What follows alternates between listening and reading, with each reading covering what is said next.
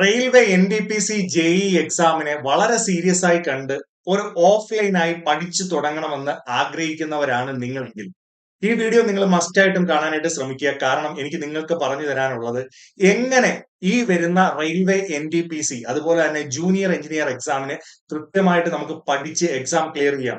നമുക്ക് ഒരു 6 മാസത്തോളം സമയം എക്സാമിന് കൃത്യമായിട്ടുണ്ട്. നന്നായിട്ട് പ്രിപ്പയർ ചെയ്യുവാണെങ്കിൽ ഉറപ്പായിട്ടും ഈ വരുന്ന, അതായത് ഇപ്പൊ 2025 എക്സാംസ് എഴുതിക്കൊണ്ടിരിക്കുകയാണ് ചില ആളുകൾ.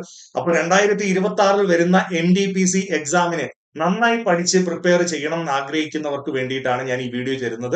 നമ്മുടെ ഓഫ്ലൈൻ ബാച്ചുകൾ പുതിയത് റെയിൽവേ NTPC JEE എക്സാമുകൾക്ക് വേണ്ടി സ്റ്റാർട്ട് ചെയ്യാനായിട്ട് പോവാണ് ദിശ അക്കാഡമിയുടെ 5 ബ്രാഞ്ചുകളിലും. അപ്പൊ നിങ്ങൾക്ക് ശരിയായ ദിശയിൽ ഒരു പഠനം ആവശ്യമാണ് റെയിൽവേ എക്സാമുകൾക്കെങ്കിൽ നിങ്ങൾക്ക് നമ്മുടെ ദിശ അക്കാഡമിയുടെ ട്രിവാൻഡ്രം, കൊട്ടാരക്കര, കൊല്ലം, തൃശൂർ, കോഴിക്കോട് ബ്രാഞ്ചുകളിൽ ഈ വരുന്ന നവംബർ 17 മുതൽ പുതിയ ബാച്ച് നമ്മുടെ റെയിൽവേ എക്സാമുകളെ ഫോക്കസ് ചെയ്തുകൊണ്ട് സ്റ്റാർട്ട് ചെയ്യുകയാണ്. അപ്പോൾ ഒരുപാട് പേര് ഈ എക്സാമുകൾക്ക് വേണ്ടി റെയിൽവേ എക്സാമുകൾക്ക് വേണ്ടി പ്രിപ്പയർ ചെയ്യാനായിട്ട് ആഗ്രഹിക്കുന്ന ചിലരെങ്കിലും നമ്മളെ വിളിച്ചിട്ട് പറയാറുണ്ട്, സാറ് ഈ ഒരു നമ്മുടെ റെഗുലർ ബാച്ചിന്റെ അത്രത്തോളം ഒക്കെ ഫീസ് അടച്ച് നമുക്ക് പഠിക്കാനായിട്ട്, അല്ലെങ്കിൽ SSC എക്സാംസിന്റെ ഒക്കെ അത്രത്തോളം ഫീസ് അടച്ച് നമുക്ക് റെയിൽവേ എക്സാംസിന് വേണ്ടി പഠിക്കാനായിട്ട് ബുദ്ധിമുട്ടുന്ന ചില ആളുകളുണ്ട്. അവർക്കൊക്കെ വേണ്ടിയിട്ട് ഒരു എക്സ്ക്ലൂസീവ് ആയിട്ടുള്ള ബാച്ചാണ് സ്റ്റാർട്ട് ചെയ്യുന്നത്. വിത്ത് അഫോർഡബിൾ ആയിട്ടുള്ള ഫീസിൽ സ്റ്റാർട്ട് ചെയ്യുന്ന ബാച്ചാണ്. അതിന്റെ ഇൻഫർമേഷൻ ആണ് നിങ്ങളോട് ഞാൻ ഈ വീഡിയോയിൽ പങ്കുവെക്കാനായിട്ട് പോകുന്നത്. അപ്പോൾ റെയിൽവേ NTPC JEE എക്സാമിന് പഠിക്കാൻ തുടങ്ങുന്നവർ ആദ്യം മനസ്സിലാക്കുക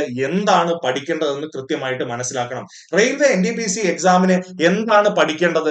നമുക്ക് ടയർ 1, ടയർ 2 രണ്ട് CBT1, CBT2 എക്സാംസ് ആണ് നമുക്ക് എന്തിനുള്ളത്? റെയിൽവേ എക്സാംസിനുള്ളത്. അപ്പൊ അതിന്റെ എന്തൊക്കെയാ സബ്ജക്ട്സ് ഉള്ളത് നിങ്ങൾ മെയിൻലി മനസ്സിലാക്കണം. മാത്സ് ഉണ്ട്, റീസണിങ് ഉണ്ട്, അതുപോലെ തന്നെ ജനറൽ അവയർനെസ് ഉണ്ട്. ഞാൻ ഓരോന്നും ടോപ്പിക് വൈസ് കൃത്യമായിട്ട് ഏതൊക്കെ ടോപ്പിക്കുകളാണെന്ന് പറഞ്ഞു തരാം. അപ്പോൾ NTPC CBT1നും CBT2നും രണ്ടും ഒരേ ടോപ്പിക്കുകൾ തന്നെയാണുള്ളത്. മനസ്സിലാക്കുക, ഒരേ ടോപ്പിക്കുകൾ എന്തൊക്കെയാണ്?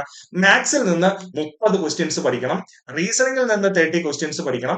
ബാക്കി ജനറൽ അവയർനെസ് എന്ന് പറയുന്നത് ഫിസിക്സ്, കെമിസ്ട്രി, ബയോളജി വരുന്ന ജനറൽ സയൻസും ജനറൽ അവയർനെസ്സും ഉൾപ്പെടെ 40 ക്വസ്റ്റ്യൻസ് ആണ് വരുന്നത്. പറഞ്ഞു മനസ്സിലായോ? ഇതേ ഒരു പാറ്റേൺ തന്നെയാണ്, ഇതേ ടോപ്പിക്കുകൾ തന്നെയാണ് ടയർ 2നും വരുന്നത്. അപ്പൊ എന്നാ ചെയ്യണം? വളരെ വ്യക്തമായിട്ട് ഈ 3 സബ്ജക്റ്റുകൾ പഠിക്കണം. ഞാൻ എപ്പോഴും പറയാറുണ്ട്, മാത്സ്, റീസണിംഗ് എന്നുള്ളത് നമ്മൾ SSC റെയിൽവേ എക്സാമുകൾക്ക് വളരെ പ്രാധാന്യമുള്ള ഒരു ടോപ്പിക്. ഇവിടെ ഏകദേശം 60% മാർക്ക്. ഇപ്പൊ പബ്ലിക് സർവീസ് കമ്മീഷൻ എക്സാമിന് പ്രിപ്പയർ ചെയ്തുകൊണ്ടിരിക്കുന്ന ആൾക്കാർ റെയിൽവേയുടെ NTPC ഗ്രൂപ്പ് ഡി ഒക്കെ വിളിക്കുന്ന കണ്ടിട്ട് അപ്ലൈ ചെയ്ത് പഠിക്കാനായിട്ട് തുടങ്ങും. പക്ഷെ നിങ്ങൾ മനസ്സിലാക്കേണ്ടത് ആ ഒരു എക്സാമിന്റെ വെയിറ്റേജിലല്ല കൃത്യമായിട്ട് എന്ത് നിൽക്കുന്നത്, ഈ എക്സാമിനുള്ള ടോപ്പിക്കുകൾ നിൽക്കുന്നത്. ഒരു SSC ലെവൽ എക്സാമിന് പ്രിപ്പയർ ചെയ്യുന്ന വിദ്യാർത്ഥികൾക്ക് ഫോളോ ചെയ്യാൻ പറ്റുന്ന ഒരു പാറ്റേണിലാണ് റെയിൽവേ എന്ത് ചെയ്തിരിക്കുന്നത്, അവരുടെ ക്വസ്റ്റ്യൻസ് ആഡപ്പ് ചെയ്തിരിക്കുന്നത്, അല്ലെങ്കിൽ സിലബസ് ആഡപ്പ് ചെയ്തിരിക്കുന്നത്. അതുകൊണ്ട് തന്നെ നിങ്ങൾ വ്യക്തമായി മനസ്സിലാക്കിയ ഒരു പ്രിപ്പറേഷൻ ഇതിന് ആവശ്യമാണ്. അത് ഓൺലൈൻ ആയിക്കോട്ടെ, ഓഫ്ലൈൻ ആയിക്കോട്ടെ, അല്ലെങ്കിൽ നിങ്ങൾ യൂട്യൂബ് നോക്കി പഠിക്കുകയാകട്ടെ, എങ്ങനെയാണെങ്കിലും ഇത് വ്യക്തമായി ഫോളോ ചെയ്യുന്ന അക്കാഡമികളുണ്ട് കേരളത്തില്. അവരുടെ ക്ലാസ്സുകളാണ് പ്രോപ്പർലി നമ്മൾ എന്ത് ചെയ്യേണ്ടത്, ഫോളോ ചെയ്യേണ്ടത്. അപ്പൊ ഓഫ്ലൈൻ ആയി പഠിക്കേണ്ടവർക്ക് വേണ്ടിയിട്ട് നവംബർ 17 മുതൽ ദിശയുടെ 5 ബ്രാഞ്ചുകളിൽ നിങ്ങൾ പല ആളുകളും എന്നോട് ചോദിച്ചതാണ്, എന്നാണ് സാർ ഈ ക്ലാസ്സുകൾ തുടങ്ങുന്നത്, അഫോർഡബിൾ ആയിട്ട് നമുക്ക് പഠിക്കാനായിട്ട് പറ്റുമോ? തീർച്ചയായിട്ടും അതിനു വേണ്ടിയിട്ടാണ് ഇങ്ങനെ ഒരു ബാച്ച് സ്റ്റാർട്ട് ചെയ്യുന്നത്.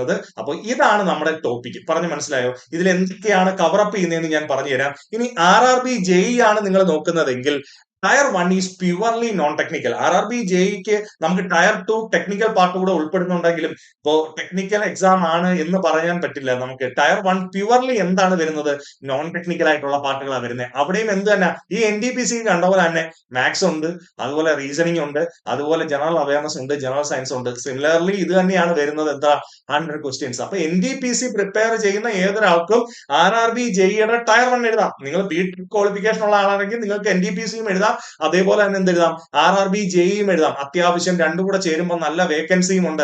അപ്പൊ സിമ്പിൾ ആയിട്ട് മനസ്സിലാക്കുക, NTPC എക്സാമിന് പ്രിപ്പയർ ചെയ്യുന്ന ആളുകൾ പഠിക്കേണ്ട ടോപ്പിക്കുകളാണ് ഞാൻ എന്ത് ചെയ്തിരിക്കുന്നത്, പറഞ്ഞിരുന്നത്. അപ്പൊ അത് മനസ്സിലാക്കിയ വെയിറ്റേജ് മനസ്സിലാക്കി പഠിക്കാനായിട്ട് ശ്രമിക്കണം. അപ്പോൾ ഏകദേശം 60% മാർക്ക് മാത്സ്, റീസണിങ്, ഒരു 40% ഓഫ് മാർക്ക് എന്തെന്ന് പറയുന്നു general science and general awareness ചേർത്തിട്ടാണ് വരുന്നത്. വ്യക്തമാക്കി മനസ്സിലാക്കി പഠിച്ചാൽ നമുക്ക് ഈ വരുന്ന പരീക്ഷ എഴുതി നമുക്ക് ക്ലിയർ ചെയ്യാൻ പറ്റും. ഒരു സമയം നമ്മുടെ ഫ്രണ്ടിൽ പഠിക്കാനായിട്ട് കൃത്യമായ ഒരു സമയമുണ്ട്. ഇനി ഇപ്രാവശ്യത്തെ എഴുതാൻ അത് നമ്മളെ കൊണ്ട് ഓക്കെ ആക്കാൻ പറ്റിയില്ല, അല്ലെങ്കിൽ അറിഞ്ഞില്ല എന്ന് വിചാരിച്ചിരിക്കുന്നവരാണെങ്കിൽ NTPC, ഗ്രൂപ്പ് ഡി, JEE പോലെയുള്ള പരീക്ഷകൾക്ക് വേണ്ടി നിങ്ങൾ എന്ത് ചെയ്യുക, കൃത്യമായിട്ട് തയ്യാറെടുക്കാൻ ശ്രമിക്കുക. നിങ്ങളുടെ സുഹൃത്തുക്കൾക്ക് കൂടെ ഈ കാര്യം കൃത്യമായിട്ട് പറഞ്ഞു കൊടുക്കാൻ ശ്രമിക്കുക. അതേപോലെ നമ്മുടെ മാതാപിതാക്കളാണ് കാണുന്നതെങ്കിൽ കുട്ടികൾക്ക് കൃത്യമായിട്ട് ഈ ഒരു ഇൻഫർമേഷൻ എത്തിക്കാനായിട്ട് ശ്രമിക്കുക. അപ്പൊ നമ്മൾ എന്താണ്, മാത്സ്, റീസണിങ് സബ്ജക്റ്റുകൾ നന്നായി പഠിക്കണം. അത് കൃത്യമായ ഒരു ട്രെയിനിങ്ങോട് കൂടി പഠിച്ചു കഴിഞ്ഞാൽ നമ്മുടെ ദിശ അക്കാഡമിയുടെ യൂട്യൂബ് ചാനലിൽ നിരവധിയായിട്ടുള്ള ക്ലാസ്സുകൾ മാത്സിന്റെയും റീസണിങ്ങിന്റെയും ജനറൽ അവയർനെസ് സബ്ജക്റ്റുകളുടെയും ഉണ്ട്.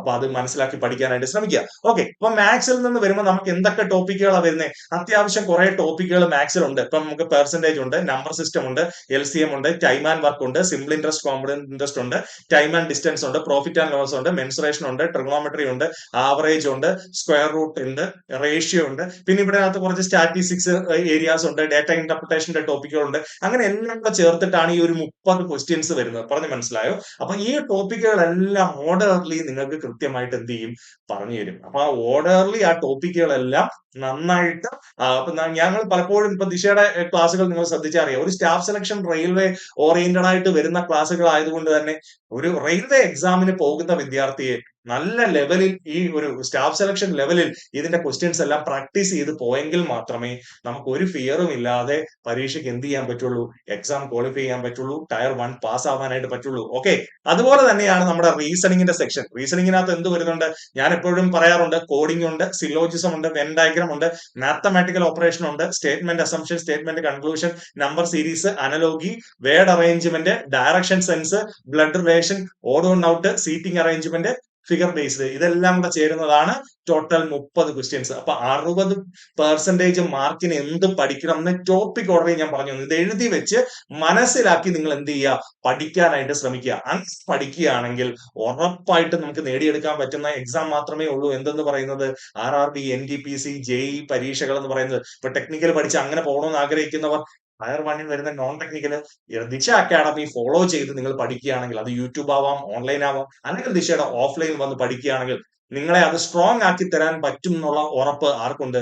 ദിശയ്ക്കുണ്ട്. അപ്പൊ നിങ്ങൾ എന്ത് ചെയ്യുക, അത് മനസ്സിലാക്കി പ്രിപ്പയർ ചെയ്യുക. ഇനി അതുപോലെ ജനറൽ സയൻസ്, ജനറൽ അവയർനെസ് ടോപ്പിക്കുകൾ എന്ന് പറഞ്ഞാൽ നോക്കൂ, ഹിസ്റ്ററി ഉണ്ട്, ജോഗ്രഫി ഉണ്ട്, കെമിസ്ട്രി ഉണ്ട്, ബയോളജി ഉണ്ട്, ഫിസിക്സ് ഉണ്ട്, കമ്പ്യൂട്ടർ ഉണ്ട്, പൊളിറ്റി ഉണ്ട്, സ്ട്രാറ്റജിക്ക് ഉണ്ട്, കറണ്ട് അഫയേഴ്സ് ഉണ്ട്. ഇതിനെല്ലാം കൃത്യമായ വെയിറ്റേജോട് കൂടിയാണ് പരീക്ഷയ്ക്ക് ക്വസ്റ്റ്യൻസ് വരുന്നത്. പറഞ്ഞ് മനസ്സിലായോ? അപ്പൊ അവിടെ നിന്നൊരു 40 ക്വസ്റ്റ്യൻസ്. അപ്പൊ ഇതൊരു കടൽ പോലെ കിടക്കുന്ന ഏരിയയാണ്. പക്ഷെ നമ്മളിലെ PSCക്ക് പഠിക്കുന്ന പോലെ GK അങ്ങനെ വാസ്റ്റ് ആയിട്ട് പഠിക്കേണ്ട. അതിനെ കൺക്ലൂഡ് ചെയ്ത് എങ്ങനെയാണ് നമുക്കൊരു എക്സാമിന്റെ ഫോമിലേക്ക് പഠിക്കേണ്ടതെന്ന് നന്നായിട്ട് നിങ്ങൾക്ക് പറഞ്ഞു തരാനായിട്ട് ദിശയുടെ അധ്യാപകർക്ക് കഴിയുന്നുണ്ട്. അപ്പൊ അത് നിങ്ങൾ യൂട്യൂബ് ചാനലിലെ ക്ലാസ്സുകൾ കണ്ടാൽ മാത്രം മതി, നിങ്ങൾക്ക് അതിനുള്ള കൃത്യമായിട്ടുള്ള ഉത്തരം കിട്ടും. ഇനി ഞാൻ ഈ വീഡിയോ മെയിൻലി ഫോക്കസ് ചെയ്തത് നിങ്ങൾ ഓഫ്ലൈൻ ആയിട്ട് പ്രിപ്പയർ ചെയ്ത് തുടങ്ങണം എന്ന് ആഗ്രഹിക്കുന്ന ഒരുപാട് പേര് നമ്മുടെ വീഡിയോയുടെ താഴെ കമന്റ് ചെയ്ത് ചോദിക്കാറുണ്ട്. സർ, ട്രിവാൻഡ്രത്തുണ്ടോ, കൊട്ടാരക്കര എവിടെയാണ് അക്കാഡമി, അല്ലെങ്കിൽ തൃശ്ശൂർ എവിടെയാണ് അക്കാഡമി എന്ന് ചോദിക്കുന്ന ആളുകളുണ്ട്. അവർക്ക് വേണ്ടിയിട്ടാണ് ഈ വീഡിയോ ഞാൻ ചെയ്തത്. അവർ പ്രത്യേകം എന്ത് ചെയ്യുക, ഈ നമ്പറുകൾ നോട്ട് ചെയ്യുക, ഈ ഡേറ്റ് ഓർത്തിരിക്കാനായിട്ട് ശ്രമിക്കുക. നവംബർ 17 മുതൽ നിങ്ങൾ റെയിൽവേ, NTPC, JEE എക്സാംസിനെ സീരിയസ് ആയിട്ട് പ്രിപ്പയർ ചെയ്യണം, ഓഫ്ലൈൻ ആയിട്ട് പ്രിപ്പയർ ചെയ്യണം എന്ന് ആഗ്രഹിക്കുന്നവരാണെങ്കിൽ ഈ 5 സെന്ററുകൾ നിങ്ങൾക്കുള്ള സൊല്യൂഷൻ ആണ്. ഇവിടെ നമുക്ക് എന്ത് സ്റ്റാർട്ട് ചെയ്യാനായിട്ട് പോവുകയാണ്, നമ്മുടെ ഓഫ്ലൈൻ ബാച്ചുകൾ എക്സ്ക്ലൂസീവ്ലി റെയിൽവേ, NTPC, JEE എക്സാമുകളെ ഫോക്കസ് ചെയ്യുന്നവർക്ക് വേണ്ടി സ്റ്റാർട്ട് ചെയ്യണം.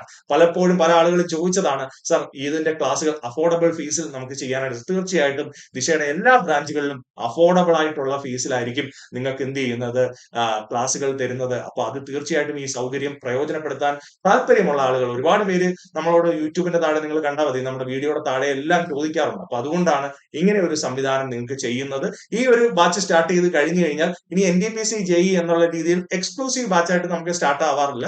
നമുക്ക് എല്ലാ മന്തും നമുക്ക് റെഗുലർ ബാച്ചുകൾ അവൈലബിൾ ആണ്. സ്റ്റാഫ് സെലക്ഷൻ റെയിൽവേ എക്സാമുകൾക്ക് വേണ്ടിയിട്ടുള്ള റെഗുലർ ബാച്ചുകൾ അവൈലബിൾ ആണ്. പക്ഷേ NTPC, JEEക്ക് വേണ്ടി ഫോക്കസീവ് ആയിട്ടുള്ള ബാച്ചാണ് ഈ സ്റ്റാർട്ട് ചെയ്യുന്നത്. അപ്പൊ തീർച്ചയായിട്ടും ഈ സൗകര്യം പ്രയോജനപ്പെടുത്താനായിട്ട് ശ്രമിക്കുക. എല്ലാവർക്കും ഒരിക്കൽ കൂടെ കൃത്യമായി എക്സാം മനസ്സിലാക്കി എന്താണ് സിലബസ് പഠിക്കേണ്ടതെന്ന് മനസ്സിലാക്കി പ്രിപ്പയർ ചെയ്യാമെന്നുണ്ടെങ്കിൽ നമ്മുടെ ഫ്രണ്ടിൽ ഏകദേശം ഇപ്പോഴത്തെ എക്സാം കഴിഞ്ഞതല്ലേ ഉള്ളൂ. അപ്പൊ ഒരു 1 ഇയർ ടൈം പീരീഡ് നമ്മുടെ ഫ്രണ്ടിലുണ്ട്. ആ 1 ഇയർ ടൈം പീരീഡിൽ നിങ്ങളെ കൃത്യമായിട്ട് എക്സാമിലേക്ക് എത്തിക്കാൻ ദിശ അക്കാഡമിക്ക് സാധിക്കുന്നേ ഉള്ളൂ. അപ്പോൾ ഒരുമിച്ച് നമുക്ക് പഠിച്ചു തുടങ്ങാം. കാണാം നമുക്ക് നവംബർ 17 ദിശ അക്കാഡമിയുടെ എല്ലാ ബ്രാഞ്ചുകളിലും വെച്ച്. അപ്പോൾ thank you, all the best.